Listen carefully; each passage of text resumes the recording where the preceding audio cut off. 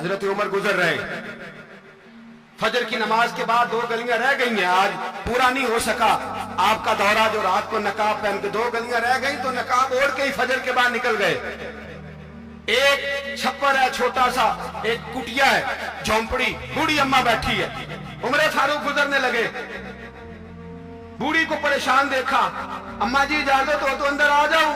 بوڑھی کہنے لگی چل دوڑ جا اپنا کام کر، کیوں اجازت دوں؟ تیری مہربانی اماں آنے دو۔ کیا دوڑ جا؟ تیری مہربانی اماں گزارش ہے، چلو آ جاؤ۔ حضرت عمر فاروق فرمایا کرتے تھے میں نے اس عورت سے آئین سیکھا ہے، آئین، میں نے اس سے قانون سیکھا ہے، اس بوڑھی عورت سے۔ اندر آ گئے عمر فاروق، اماں کیا پریشانی ہے، کیا بات ہے؟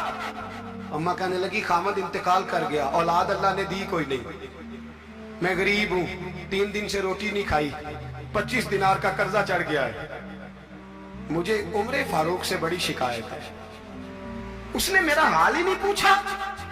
حضرت عمر کہتے تھے مجھے اس نے دستور اور آئین سکھایا، کہنے لگے شکوہ ہے، عمر آیا ہی نہیں۔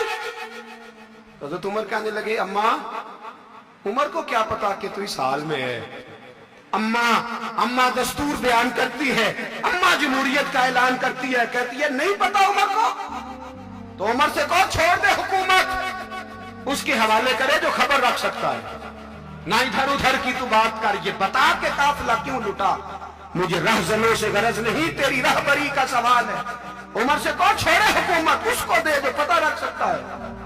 حضرت سیدنا نافع فرماتے ہیں جس کے سامنے کسریٰ اور روم کے بادشاہ کانپا کرتے تھے، میں نے اس عمر کو بوڑھی اماں کے سامنے کانپتے ہوئے دیکھا۔ راشا تاری ہے عمر فاروق کا، دوڑے گئے، 25 دینار لائے، راشن رکھ کے لائے، روٹیاں پکائیں، بوڑھی اماں کو کھلائیں، کہنے لگے اماں 25 دینار لے لے اور چل، غلطی ہو گئی، عمر کو معاف کر دے۔ اماں بولی، بول کے کہنے لگی میں نہیں معاف کرتی، میں تو پکا پھالوں، بس گرنے والی ہوں، ایک دفعہ قبر میں جا لینے دے، میرے رسول آئیں گے تو میں عمر کی شکایت کروں۔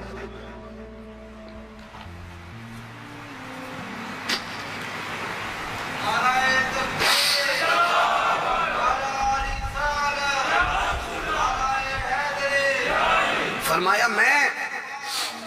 میں شکایت کروں گی محبوب پاک سے اور عرض کروں گی حضور اسے پوچھ، اس کو نگران بنایا گیا، اس نے مجھ بیوہ اور لوارث کی خبر ہی نہیں لی، یہ ہے آئین اسلام، یہ ہے دستور مصطفیٰ کریم صلی اللہ علیہ وسلم۔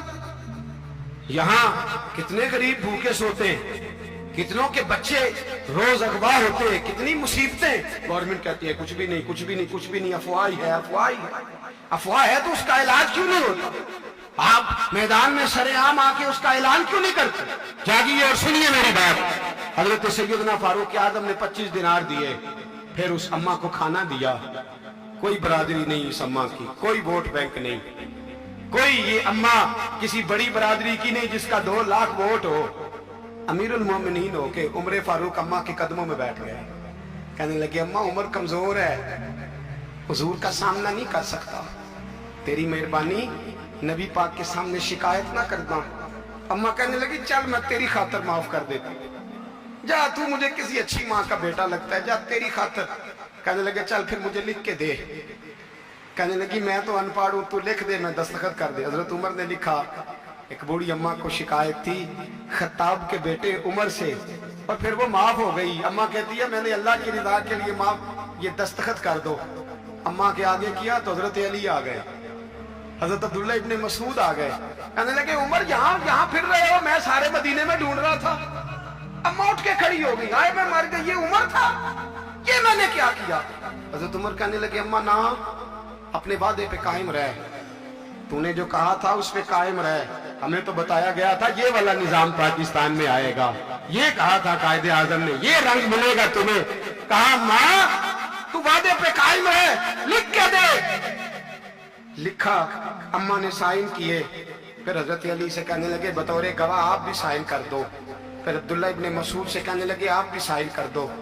سائن ہو گئے تو جناب عمر نے رکا لپیٹا، حضرت علی کو کہنے لگے علی تو میرا دوست ہے، میری صبحوں اور شاموں سے واقف ہے، علی تو میرا رازدار ہے یار، مجھے यकीन है कि मैं तुझसे पहले मर जाऊंगा, जब उम्र का इंतकाल हो जाए तो ये रुक्का मेरे कफन में रख देना, ये रखना मेरे कफन में। अली कहने लगे फिर क्या होगा? पर मैं जब नबी पाक मेरी कब्र में आके पूछेंगे ना, बता तू हुक्मरान था क्या करके आया है, तो फरमाया मैं रुक्का निकाल के अर्ज करूंगा, सोने एक अम्मा नाराज थी मैं उसे भी राजी करके आया।